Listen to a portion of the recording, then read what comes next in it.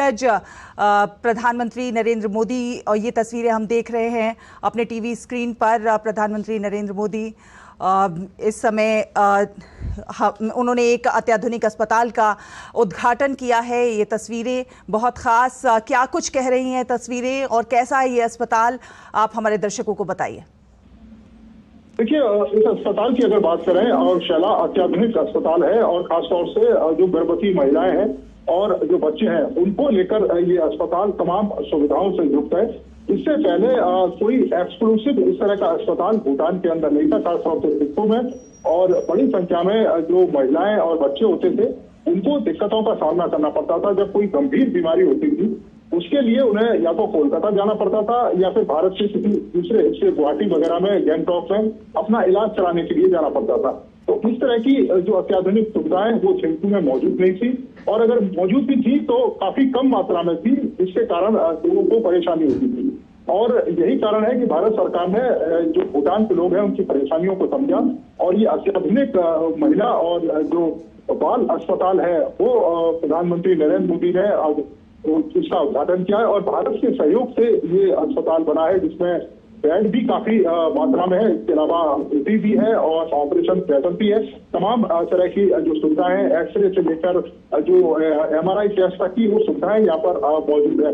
और ये अस्पताल बताता है कि भारत किस तरीके से भूटान के हर क्षेत्र में जो सहयोग है वो लगातार कर रहा है। अगर आप देखें तो आर्थिक सहयोग की अगर हम बात करें, इसके अलावा हेल्थ सेक्टर की बात करें, एजुकेशन सेक्टर की बात करें, भारत लगातार कोशिश करता है कि भूटान उनको ज्यादा से ज्यादा जो बेहतर सुविधाएं हैं वो मिल सके, और जो हेल्थ सेक्टर है, चिकित्सा सुविधाओं की जो जरूरत है भूटान के लोगों की है उसको भारत पूरा कर सके।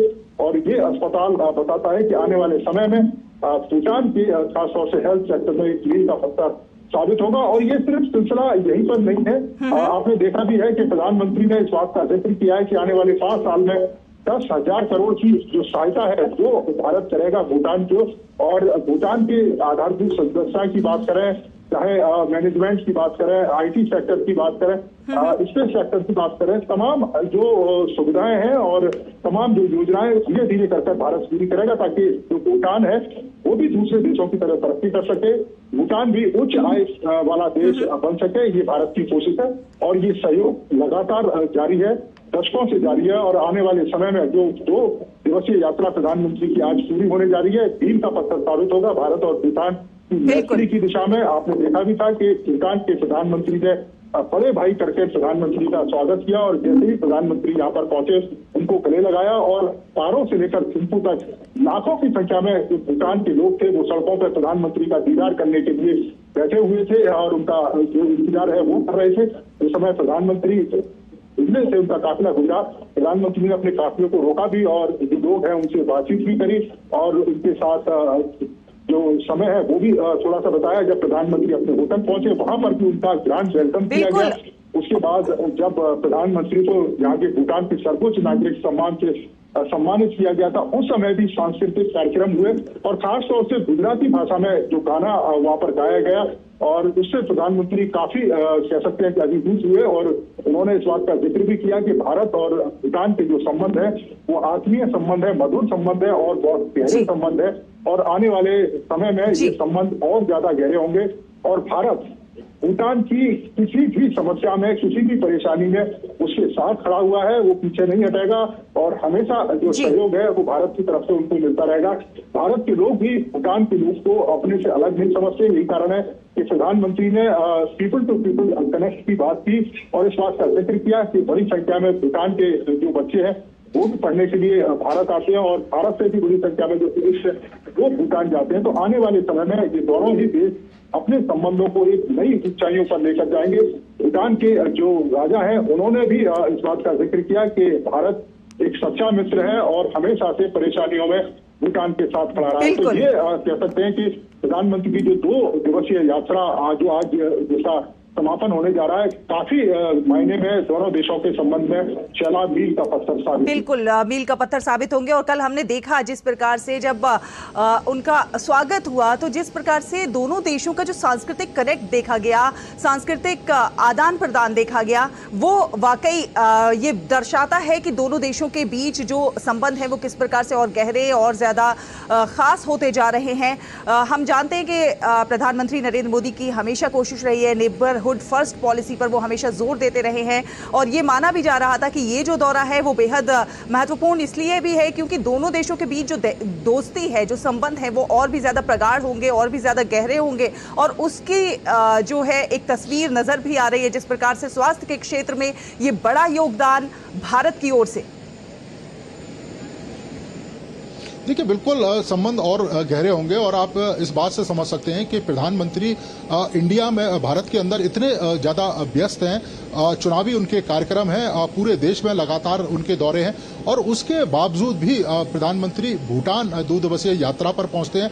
और खास तौर पर इस बात का उन्होंने जिक्र भी किया कि जब पहली बार उन्होंने प्रधानमंत्री पद की शपथ ली तो पहली विदेश यात्रा उनकी भूटान थी। तो ये बताता है कि भूटान भारत के दिलों में किस तरह से बसता है। और खासतौर से मोदी इस बात का लगातार जिक्र करते रहे कि एक स्वाभाविक मित्र है भूटान। और आपने देखा भी होगा कि कोरोना काल में जब तमाम देशों के दरवाजे बंद हो गए थे, तमाम देश अपने अंदर तक सिमट कर रह गए थे, उस समय ये भारत ही था जिसने आगे बढ़कर भूटान की सहायता करी थी और जो कोरोना दवाइयों की जो खेप है, जो वैक्सीन है, वो भूटान तक पहुंचाई थी ताकि भूटान के लोगों को सुरक्षित रखा जा सके।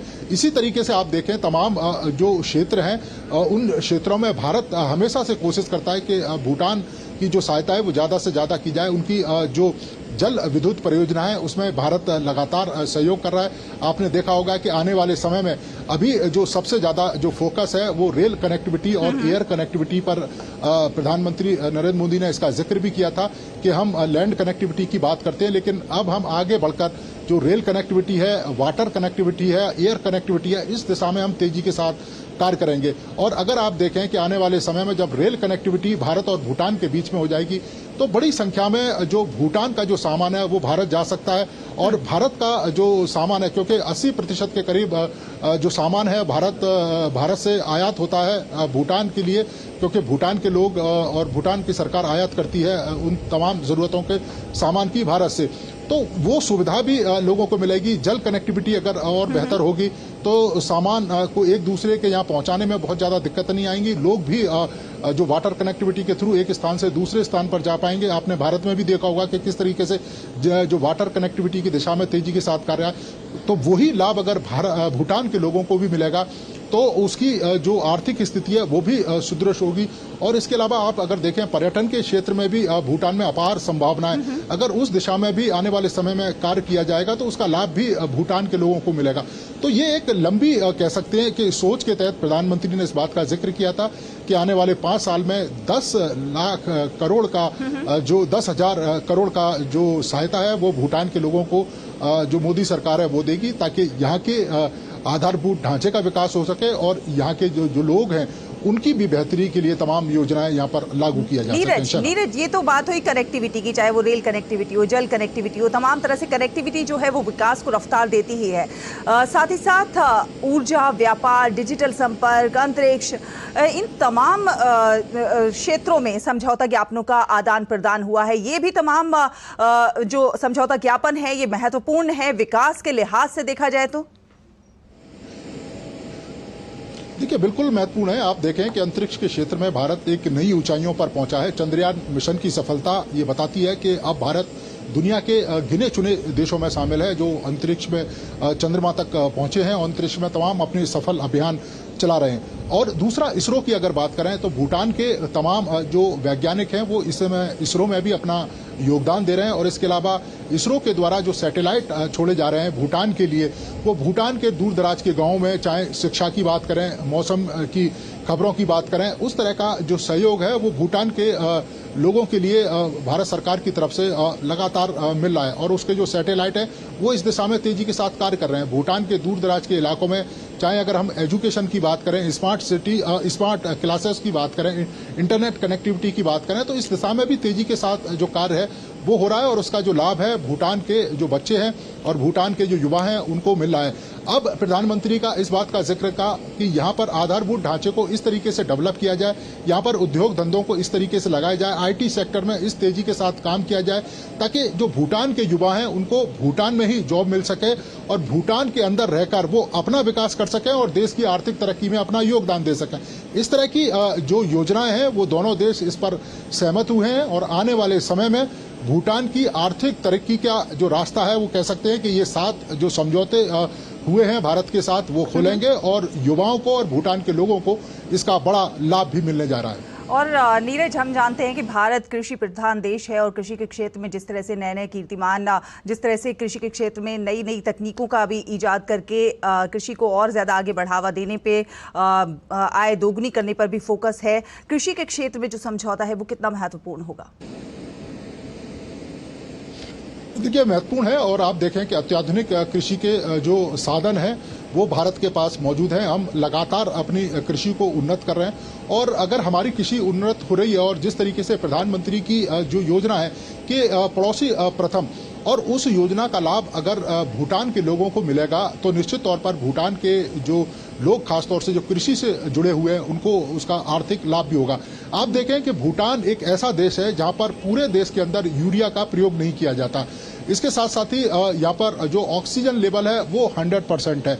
यहाँ पर जो खेती के जितने भी जो सामान होते हैं वो आप कह सकते हैं कि 100% प्योर सामान होते हैं और उस पर किसी तरह की जो मिलावट नहीं होती। भूटान का जो शहद है वो काफी बड़ी मात्रा में फेमस है। दूर दराज के जो लोग हैं जो भूटान आते हैं वो यहाँ के शहद को ले जाना जरूर पसंद करते हैं। अगर यहाँ की हम कृषि की बात करें तो यहाँ पर जो हल्दी है वो काफी मात्रा में होती है और वो हल्दी काफी अच्छी भी मानी जाती है। तो इस तरह के तमाम जो प्रोडक्ट हैं अगर उनमें अत्याधुनिक तकनीक का प्रयोग किया जाएगा तो कम लागत में ज्यादा से ज्यादा उत्पादन है वो हो सकता है। इसके अलावा और अगर कनेक्टिविटी बढ़ेगी तो उस उत्पादन को दूसरे देशों में पहुंचाने में आसानी होगी। तो यहाँ के जो किसान हैं और खासतौर से एग्रीकल्चर क्षेत्र से जो जुड़े लोग हैं उसको उनका फायदा होगा, उनकी आय में भी वृद्धि होगी। यहाँ पर आप देखें कि जैसे याक का जो मिल्क है उसके तमाम तरह के जो प्रोडक्ट हैं वो बनते हैं, वो दूर दराज के इलाकों में जाएंगे, दूसरे देशों में पहुंचेंगे तो उसका सीधा सीधा लाभ भूटान के लोगों को मिलेगा और इसी